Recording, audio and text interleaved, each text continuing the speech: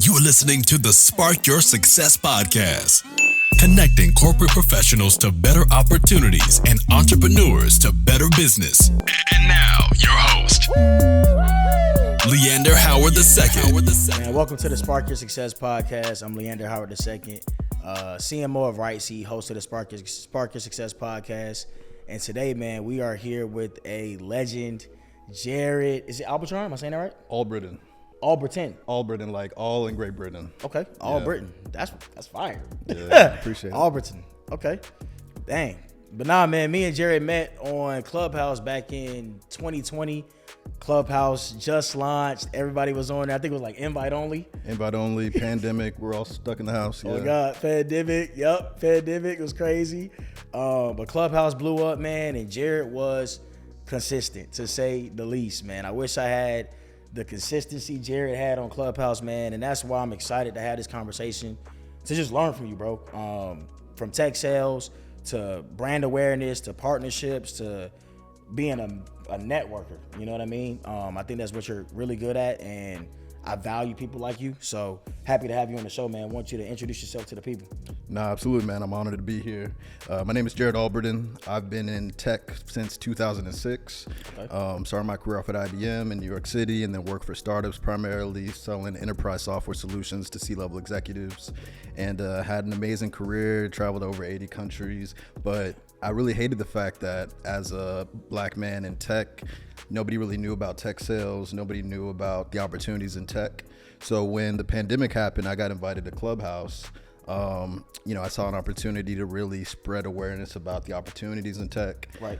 My whole platform, my brand is about diversity in tech. Yep. Not really worried about making money off of it, but obviously it's turned into, a business. Sure. I have a podcast called Big Tech Energy. Yep. You'll be seeing that. Leander is on the show. Yes, sir. And I'm excited to have this conversation. Nah, man, appreciate you being here. I do want to start from when you was in college, man. I seen you with the University of Texas. Yep.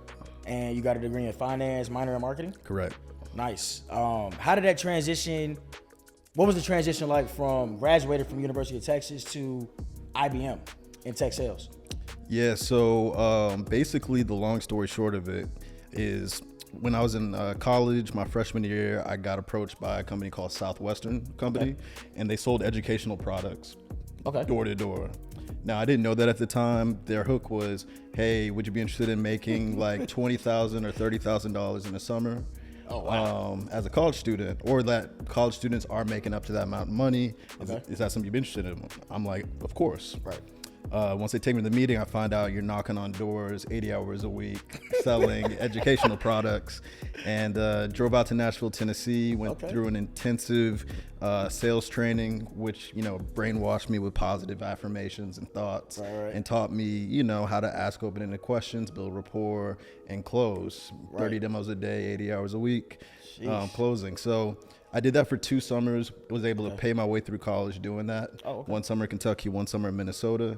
And then the next summer, I did an internship with a university directory selling Yellow Page advertising in the back of Florida International University's campus directory to business owners in Miami. So my experience is a little unorthodox, but I really cut my teeth in sales. I really enjoyed the process of understanding people's needs and then showing them how we can fill it. And so by the time my senior year came around, I had the finance background and the marketing background. And I met IBM at a career expo. Told them about my crazy book selling days. Right. Cops called on me. I would demo them the books. They would buy it. And just being a black guy knocking on doors in white neighborhoods with the, fathers not around. It was pretty good interview story. So ended up getting 2 offers and took the IBM offer, and ended up in New York City. And the whole IBM thing is a interesting story, but I know we don't have that much time, so I'll save that for later. Right. Nah, man, I think one keyword that I got out of that was story. And I think that's key when it comes to like sales and building a brand and creating content. Like, talk to me a little bit about your journey when it came to joining Clubhouse, right, and then creating that first room to connect people to tech. Yeah, so I remember the day, it was like December 9th, and I had 80 followers on Clubhouse, ran to a club called Blacks in Tech, saw a room, virtual room, audio room with like, I don't know, 200, 300 black people talking about tech. Right. And so my intention really was about just awareness and adding value to the audience. Right. They know about engineering, they know about, you know, all the other tech jobs, but nobody really knows how lucrative tech sales is. Right. People are making $250,000, $500,000, 7-figure W-2s in tech sales, corporate cards, and having all this great lifestyle. Like black people especially didn't know that. So I just popped on stage to share it, you know, with no real, intention of becoming poppin'. Right. And once I saw like the response and the amount of people that followed me from that room, I was like, you know what, there's a real desire to learn more about this. Yep. So the next day, this woman reached out and she's like, let's do a room together. We did the room together.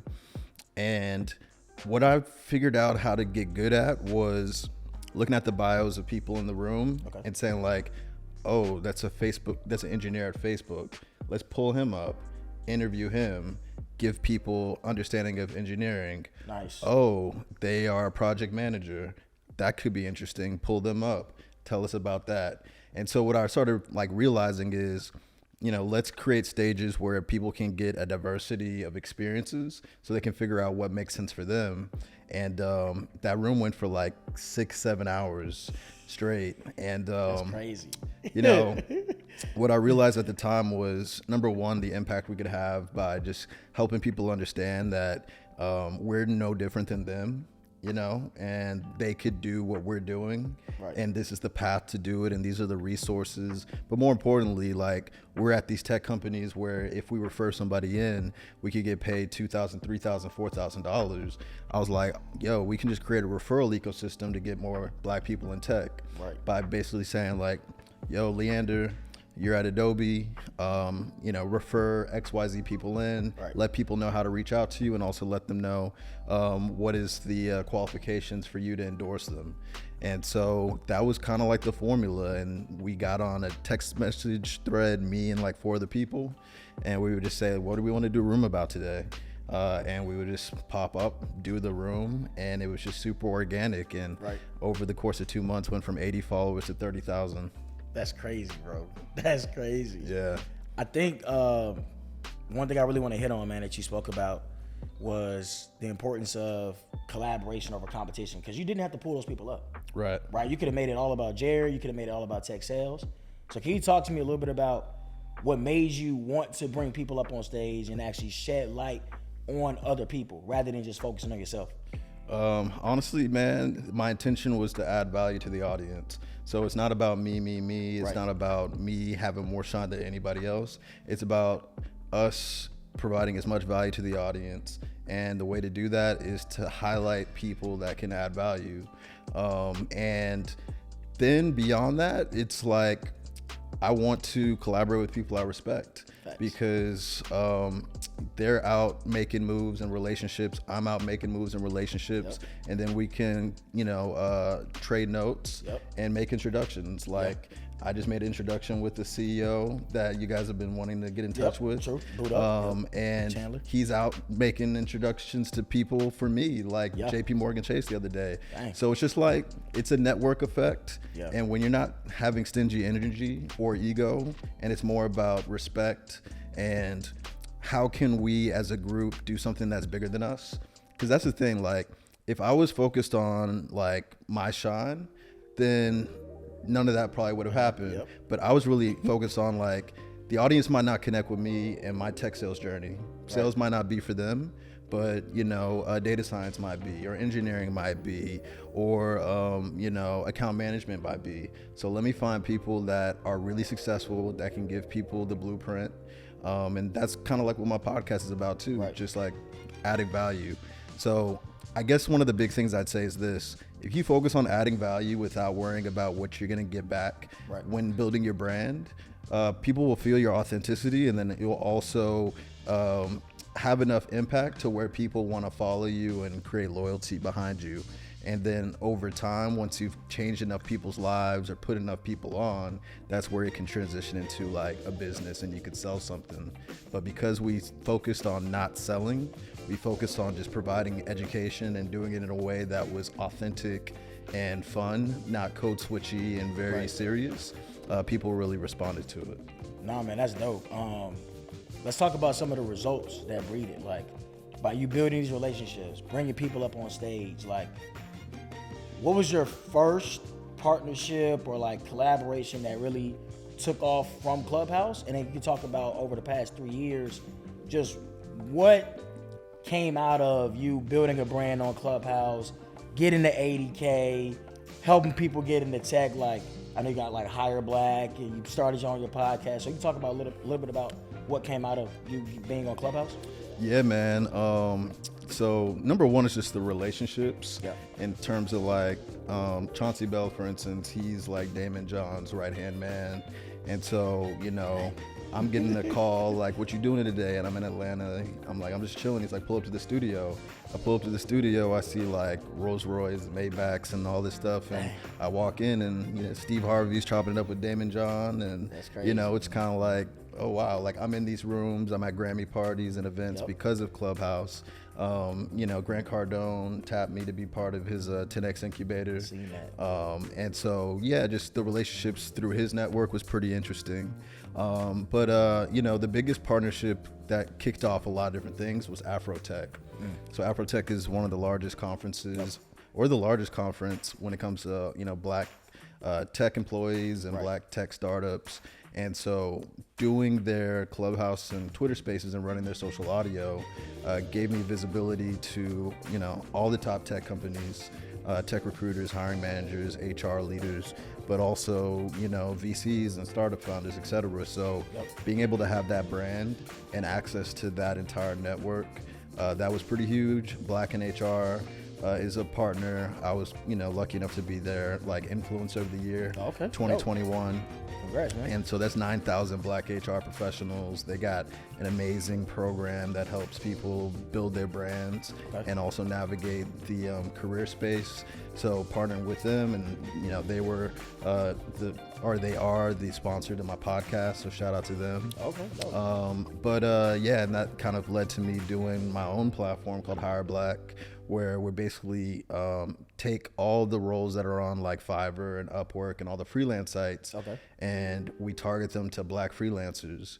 Because my goal is really to see, you know, the black community, you know, swim in opportunities and, you know, be able to do 2-3 freelance jobs that add up to like, you know, $300,000 to $500,000 a year, as long as they're doing it with integrity and results. I feel like we need a place to, you know, basically find these roles or have people find us more so, because on Upwork and Fiverr, if somebody wanted to support black talent, there's no way to search. And I think probably for like legal reasons, it's not possible either.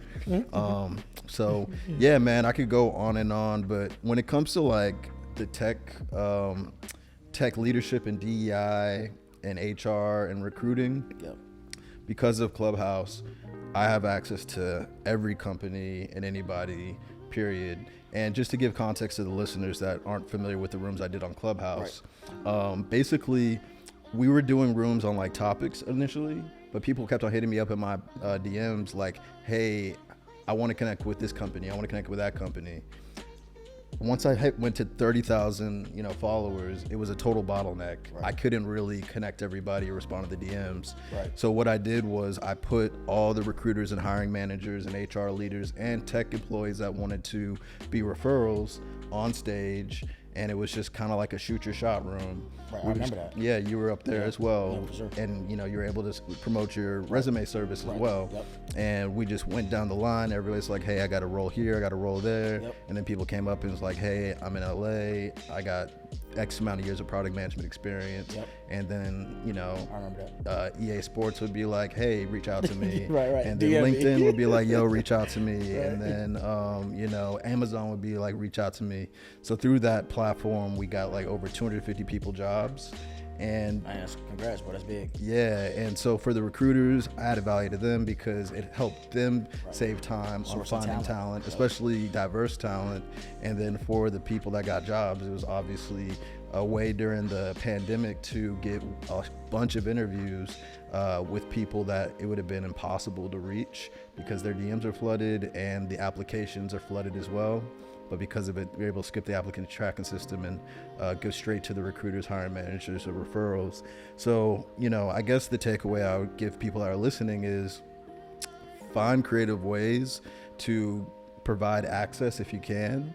And just know, like, the more people you impact, the more opportunities will open up for you, and the more money you'll make naturally, without you even having to try. Because of partnerships with Afrotech and others, I get a ton of speaking engagements, and also get paid to be an influencer. And now with the podcast, it's going to take the brand and also the impact and the opportunities to another level. So I'm really excited about that. No, man, that's dope. I can only imagine how many people you've met, how many relationships you've built over the past 3 years on Clubhouse, man. I think one thing I struggle with personally is managing all of the relationships and people that I meet and, at different places, different times.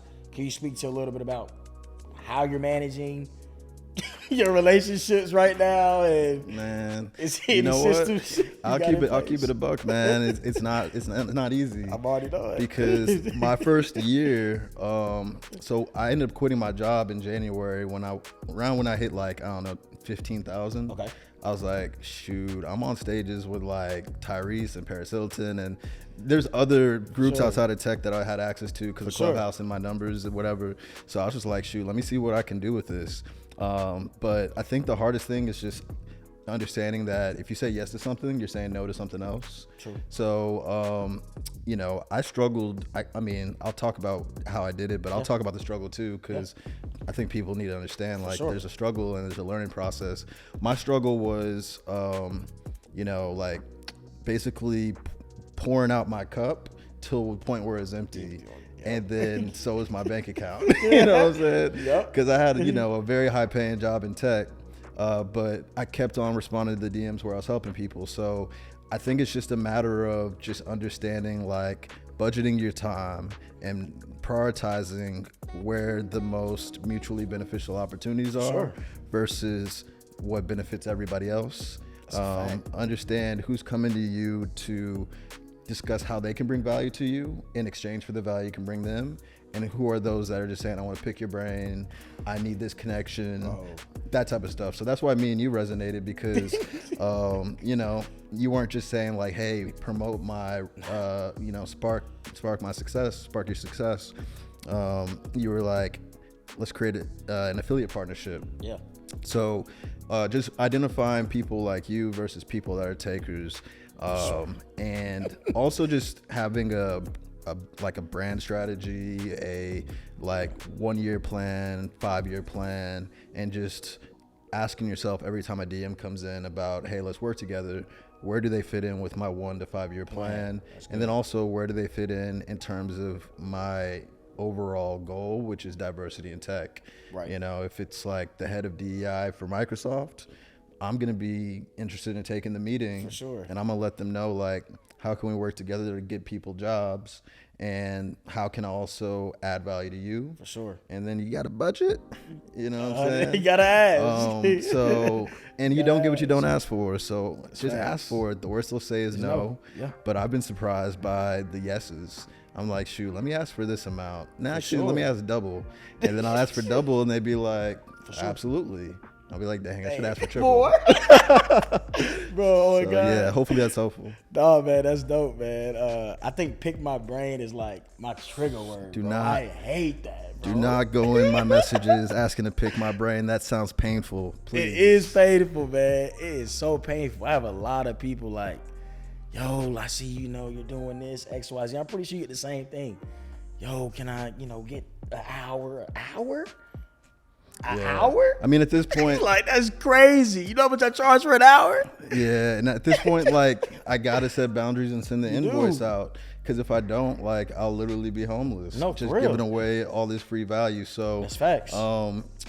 How I've been successful in like shooting my shot is doing research and then proactively saying, hey, I see that you are, you know, in need of this. I have some people I want to recommend, or I have some resources, or I can make these introductions. Right. Of course, they're going to respond back with, yo, that's dope. Yeah, I would love an introduction to Damon John. That would be amazing. Right. Oh, yeah, by the way, would love to connect about X, Y, Z. 9 times out of 10, they're going to be like, absolutely, because you're leading with value. Like recruiters, I never just reach out to recruiters being like, hey, can you put my person on? Right. I'll say, hey, I have like 3 resumes of folks that are like freaking awesome, dope, where it's like no brainer, they're going to love them. Right. And then here's my mentee that maybe, but they're going to give them some help and some extra effort because they appreciate how easy I made their job. Exactly. So just lead with value whenever you're networking. Don't ask, you know, what do you do with the mentality of what you can take from them. Right. Ask, how can you help, with the access, with the, you know, mentality of how can you add value to them.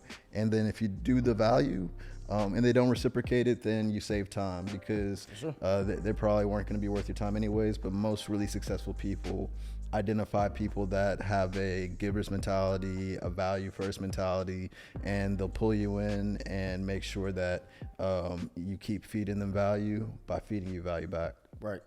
Now, I think you're a good person to talk to about this too, man. You quit your job January. Was it January? Yeah, January 2020? 2021. 2021. Okay, cool. So you quit your job, and a lot of people struggle when they first quit their job of having the audacity to charge people for what they do. Yeah. Right?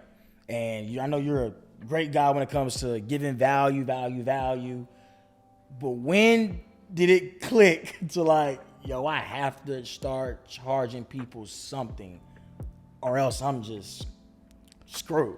Yeah, I mean, it kind of hit when I looked at my bank account. For sure. And I was like, dang, my savings is kind of going away. Right. And so what is it that people keep on hitting me up about?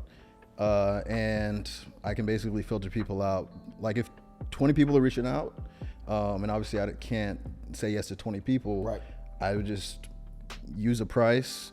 And if 15 of the 20 say yes, I'm probably not charging enough. You're not. If 10 out of 20 say yes, I'm probably charging right. Yeah, but if you're on track. But if like 5 to 7 say yes, I think I'm in a good place. Right. And if nobody says yes, then I'm overcharging for the value that they deem from me. Or reach out to more people. Or proactively reach out to people, then, you know, just do the inbound thing. Right. So yeah, that was the exercise that I ended up you know, taking. And it's just trial and error basically. Nah, man, that's dope. I want to talk to you a little bit about your business, bro. See if I can help, like on the fly. Based on what you told me, man, I think most definitely your connections are valuable. Yeah, 100%. Right. I think sponsorships on your podcast would go crazy. Most definitely speaking engagements. Right. Have you reached, what other companies have you reached out to besides like Afrotech for speaking engagements? I'll be honest, man. I don't reach out to anybody about anything. It's all inbound. Okay. Yeah, it's all inbound, which obviously one thing that I definitely would get some help from you on is utilizing virtual assistants. For sure. You know, email marketing and collecting data on the people that follow me. I could do a way better job with that. And that's something that I'm hyper focused on in 2023. Cool. To you know, basically bring in more inbounds, but also use funnels to provide outbound value as well. But yeah, I haven't really reached out to anybody like that. It's all been people reaching out, and honestly, it's people reaching out for like free stuff. Of course. And then, you know, I switch it up, and then they're like, all right, you know, it is what it is. Right. But yeah, that's pretty much where I'm at. You ever thought about making like a networking course? Nah, man. You know, and this might be just me limiting myself, but I'm not really a create a course type of guy. Mentality. Yeah. Okay. Like Why though? Why? Right now, like I'd prefer just to partner with established brands and just do the affiliate thing. Gotcha. Just because I'll just keep it real. I don't want to be like targeted, about I took the networking course. It didn't work. I don't have a network, and it's just like it's inevitable. It always happens for sure. And so I kind of just rather not even worry about it and say like, all right, let me partner with these boot camps and partner with these groups, but maybe that's just me having a scarcity mindset, because one thing I'm really big on is abundant mindset and what's possible and speaking in existence what you want. Yeah, bro. So I might be thinking about it the wrong way, but I think a lot of people can benefit from it. That's why I'm saying it. Even myself, like the things you've done, bro, over the past 3 years are not normal. Yeah, I'm just being honest. You know what I mean? From me meeting you and seeing you where you at right now, you was at what? Art Basel? Were you at the Super Bowl? So no, I didn't go to the Super Bowl, but yeah, I was at the Grammys, Art Basel, South by.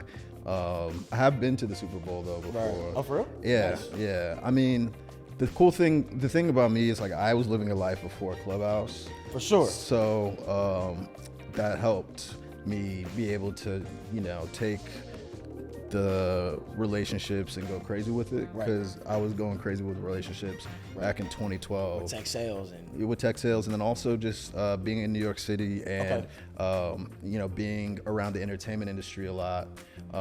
There's a lot about my story that I haven't really shared. Share, bro. I'm trying to learn. Yeah. I mean, my ex-girlfriend, shout out to her, she was an executive at MTV. Oh, nice. And she was also a head writer of the VMAs. Damn. So I credit her for giving me access to a lot of the, entertainment industry events. Nice. And because of her, I went to the Grammys in 2012. Second time at the Grammys. Yeah. And just a bunch of other stuff, right? Fast forward to 2015, started producing films and then managing music artists. My ex-girlfriend's cousin was Brian Michael Cox, a 9-time Grammy-winning producer, writer. Right. Shout out to him. So through that, I was able to, attend his Grammy brunches and be in the studio with Jermaine Dupri and, be at the CSAC offices and all that stuff. So all of that prepared me to be in those rooms. And also because I was in rooms with executives at IBM and the different software companies I was at, I'm not really intimidated by very successful people because they all have problems that they're dealing with. Of course. So I'm just very focused on not, oh my God, they're so big and rich or whatever. I'm just like, what problems do they have and how can I solve them? And if you're a problem solver for people, you're valuable. Everybody And, if you've helped make people's lives better or easier, then when you're not in the room, they're kind of shouting you out. For sure. And for me, like people that I think are dope, I don't just talk about them because I'm such a nice guy either. I do it because I know that Leander is going to make me look good. If they're like, man, I don't know what to do with my, marketing. I don't know what to do with my resume or the things you add value to. Right. Holla at my boy Leander. Right. You come in, you kill it. Right. You're thanking me, Jarrett, bro. You put some money in my pocket. Cool. But more importantly, they're thanking me and being like, yo, thank you for connecting me with Leander. Right. He crushed it. This went crazy. I got the job, whatever the case is. So that's true. The strategy really is like, who in my network that I like, can I connect with somebody else in my network that I like? They bring value to each other. They like me more. They like me more. They're in a room. They connect me with somebody they like. It's just a domino effect. Yeah. So that's how I look at it in a very simple way. That's dope. I think where people mess up is they're always focused on how can I get over on people. True. Like, how can I get more from them than they get from me? Right. And that's where you limit your opportunities, and that's where people mess up. Nah, that's facts, bro. I do want to ask you one last question too, bro. So how does it? You've been in a lot of rooms, right? I think people would be nervous, you know, being in the room with like a Jermaine Dupri or whatever. How does that feel for you, one? And then what are one of the biggest takeaways you learn from people like that by being in rooms like that? Yeah, and I would say the biggest room, only people I've been nervous around was like Oprah and Barack Obama. Wait, you've been around Oprah and Barack? Yeah, man. That's crazy. Yeah. If you check my Instagram and you scroll way down, because it was a long time ago, okay. You'll see, you know, me shaking hands with Obama. Really? And it was like a Queen Sugar Q&A, and with Oprah. That's crazy. Bill Clinton, met him too. But like, I guess really when it comes down to it, I just really see myself as being in their shoes eventually. So right. I'm not really that intimidated about it, because I just see myself as I'm going to be in their shoes at some point. So I would love to learn from them. But instead of asking, can I pick your brain? I'm going to figure out like, how can I add value to them or people around them, so that they are saying, yo, Jarrett, I appreciate what you've done, and we'll like be around each other over time. So I just look at them as like people that I have respect for, but you know, I am just as smart and as capable as them. For sure. I just haven't had either the experience or the opportunities, and I would love to be around it, but I have to earn the right. Of course. And so yeah, I really am cognizant and intentional about earning the right to get people's time, get people's energy, get people's information by, you know, over delivering on value. So yeah, that's one thing that I just want to emphasize too. There's this whole fake it till you make it culture, and I am total opposite of that. I feel that. I am under promise, over deliver every time. So if I tell you that I'm gonna get you a meeting in 2 weeks, I'm gonna get it to you in a week. Right. If I tell you that I'm gonna bring you an offer for $10,000, right, I know I can get you an offer for $15,000. It's a cheat code because it builds so much trust, right, and it also makes you unique, because especially, you know, where we're at right now, we're in LA, there's a lot of name dropping and a lot of flexing and faking, and so I feel like people see me as refreshing, because if I say I'm going to do something, it gets done. Right. Not only does it get done, it gets done better than I said it would. It gets done bigger than I said it would. Gets done faster than I said it would. And so that's my biggest advice to those listening when it comes to like, how does my network so solid, and why can I get calls returned and prioritized over everybody else? It's because I under promise and over deliver everything. And that doesn't mean like under promising in a way that devalues you, right, but under promising in a way that you know you're going to deliver. And if you're consistently delivering, then everybody's going to want to be around you, and it's easy to co-sign you for that job or for you know, that interview opportunity or whatever, right, because co-signs are risky. If I co-sign you and you flop, I close the door on my relationship. Sure. So I show up so consistent and so, over delivering on value that it's easy to co-sign me. Right. It's easy to refer me. And they selfishly do it because they know they're going to be stronger relationship wise and brand wise because they did refer me. Now that's big, man. I know it has said last question, but now that you brought that up, I got one more. Shoot, we can do this all day, man. I don't care. Facts. I think one big thing in business is referrals, and you hit on that a lot just now. How impactful has that been for your personal life and also your business over the past 3 years? Yeah, I'll keep the answer short because I know we're ending. Right. I don't do any outbound. It's all referrals. It's all inbound. It's all so-and-so told me about you. Right. Now, I need to do outbound. Of course. And that's why I'm going to get a team to do that and delegate and increase the prices so that whatever the case is. But referrals are everything. Yeah. And when you don't have to go out and grind all the time, like, it makes a difference. Like real quick, and when it came to software sales, my formula was this. I told you about the formula of like, I would call an executive, invite them to the Knicks game, tell them I'm not going to talk business. We wouldn't talk business.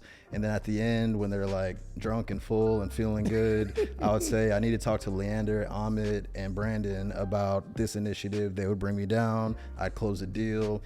We'd over-deliver on the implementation. We would grow it. And before we over-delivered, I would always tell them, all right, I'm going to crush it with this implementation. When I do that, I'm going to have other C-levels that I need referral conversations with. Will you be willing to talk to them once I crush it? Absolutely, Jarrett. If you actually deliver on all the things you said you would with the software purchase, absolutely. Once I did, I would have the CTO of Walmart talk to the CTO of Panasonic. They would have the conversation from people that they were on the same level with, could talk the same things with, and it wasn't a salesperson. It turned a 6 to 9 month year sales cycle into 2 months, because it'd be like, Jarrett, the CTO of Walmart freaking loved you. He told me about all the results. What are the next steps? So that's crazy. Learning that back in 06, till now, that's been my strategy. It's like over deliver, before over deliver, conditionally close them, say, once I do this, will you talk to other people on my behalf? Absolutely. And then when I do, I'd hold them to it. And because people help who they like and they help people that add value, right, it was a no-brainer. And that's how I was able to basically be a top rep at every company I was at, and honestly didn't really have to grind at all. That's crazy, man. I always say people hire who they like, know, and trust. Exactly. And I got that from this book called The Go-Getter by John David Mann and Bob Berg, I believe. It's a great book, short read too. Highly recommend checking it out. But nah, man, thank you for sharing gems on like networking, building relationships, how you got in the rooms, referrals. I think it's gonna be a great release, man. Appreciate you joining. Let the people know where they can find you, man, how they can support your podcast and all that good stuff.